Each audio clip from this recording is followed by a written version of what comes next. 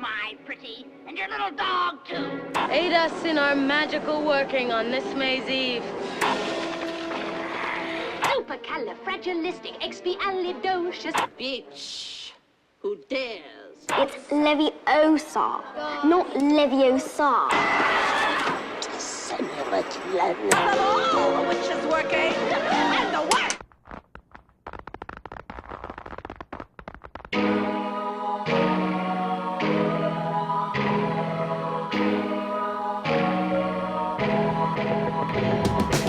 My mom still makes sacrificing chicken jokes. That's not a thing. Something dark, or it's not just going to be scary. Natural tendency to fear what they don't understand.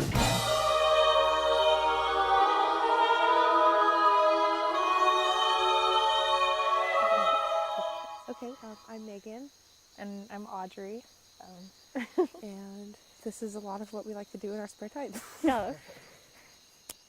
So today we're doing like 2 separate but combined rituals. And so here we have our own 2 separate altars, but we're kind of sharing this one in the middle. We each drew little, they're called sigils. Yeah, they're like little symbols that represent different things. Like mine is relax and release. Sigils are a way to have very specific intent. You can take a sentence or a word and break down the letters into basic parts and then rearrange them to make these sigils. And so now we're using some shared herbs that we're going to use to kind of build up our fire that we're going to burn our sigils in. Paganism is basically a collection of just like folk practices, and witchcraft is only a small part of that. It is the active like practicing of casting spells or making jars or potions the manifestation of your will. It's just a practice. It's a lifestyle and a craft that you have to work at. Just like, you know, knitting might be for someone a craft that they do. Witchcraft is a craft for someone else. Yes. Are you ready? Yeah. Do you want to go first or do you want me to go first? Same time. Okay. Are we just dropping them in here? Okay, that's what we're doing now. Technical difficulty.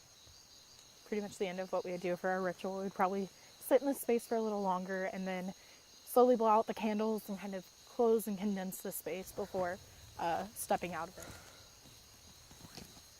How does she do that? Because she's a witch. That's the sort of thing witches do. Are you a good witch or a bad witch? Something I think you'll like.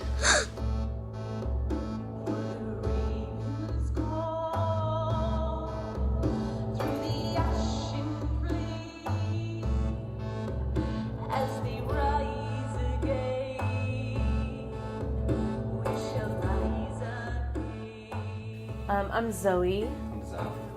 This is our little witch dog. He identifies as wicked. You know, a lot of portrayals of witches in media are Hollywoodized, so they're kind of taken to these extreme places. I could see what someone might believe in with the whole archetype of the old hag with the Eye of Newt, bubbling cauldron and eating children. Right, but the other one is just, oh, that person is lost. They've lost their way. They've lost their faith. When in reality, I feel so much more clear about my path and so much more conviction in my life on, you know, on this path than I have in any other. Very recently, I found a group of women, like friends, where we all had similar beliefs.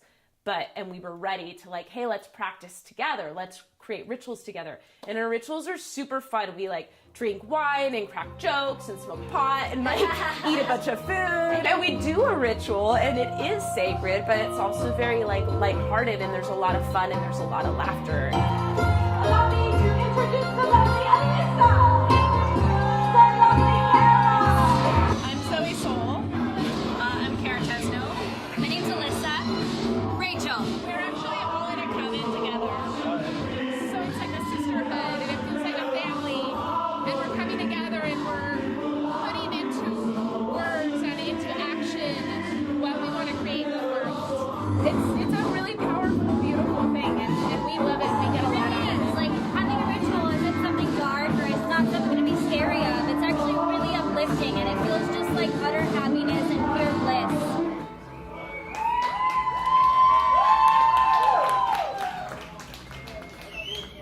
Thank you so much.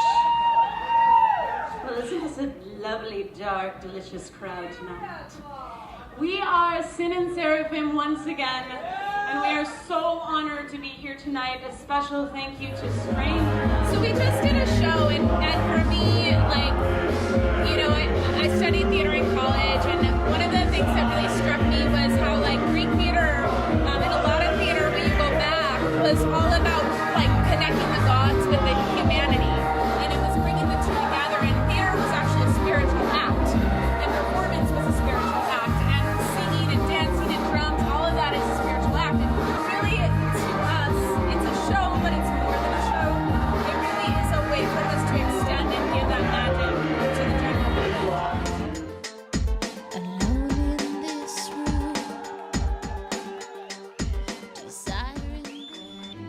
Close your mouth, please, Michael. We are not a codfish. You poor, simple fools. You guys say you know something about the Blair Witch? Oh, I've heard the myth. I don't really believe much in it. The myth. You know, when I first started practicing, I was, you know, in high school, you know, small town. There's not very many places to go. You know, our library's not going to have very many books on witchcraft. So you go to the internet, and I found a lot of stuff on Tumblr from a lot of, you know, more self-proclaimed experienced witches who gave me a lot of really good ideas. I think social media has definitely helped it keep going and connect people who are truly interested. Tumblr is definitely, I would say, the biggest way for actual, like, text for people describing, you know, their actual rituals or talking about different concepts. But Instagram is how a lot of people show their altars, their setups, their tools and stuff. More aesthetic side of their practice. Definitely.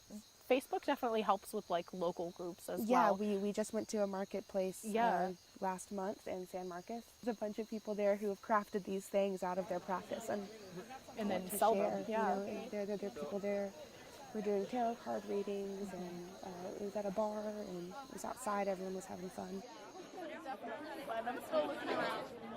This is like my biggest event of the year. That's a Peruvian fabric on it. Yeah. It's beautiful. I love it. Snap too. We're having fun. Once a month, either the full moons or the new moons. Yeah. There's a group called the Austin Witches Circle, and on Facebook they set up these events where local vendors come out and set up shop. Yeah, just depending on the size, if you want to just pick it up. It's an interesting way to buy, like, some of the basics and utensils. It's not necessarily, like, the cheapest way, but you definitely know that what you're getting is, like, you know, who Quality. it's coming from, where they're getting it. You can ask as many questions as you want. And also, We you're, can like, meet shopping people. local, stuff like that. So, helping small businesses. Just great atmosphere. Like, that's one of the reasons, definitely, that we come here. It's just a fun evening. They all have a healing herb called calendula, so it's really good for your skin, nourishing and, like, healing, like, repairs. Yeah, specialty candles, like salves or like lotions and stuff. A lot of cool jewelry, a lot of hand wrapped and handmade stuff. Antlers with crystals on them. Yeah, I don't know. Pieces of bone. Yeah, just a bunch of eclectic, artistic stuff. I wish. That's it, go on. I think that it all starts with having an open mind. I think the biggest thing is communication. Like, really just talk to people and know that, you know, that thing that you're afraid of, that you're frightened of, it's probably not as scary as you think it is. If you meet someone and they say they're a witch or they practice witchcraft, ask, you know, what does that mean to you? Find out what that means before you pass judgment. You can go now, Ed Harley.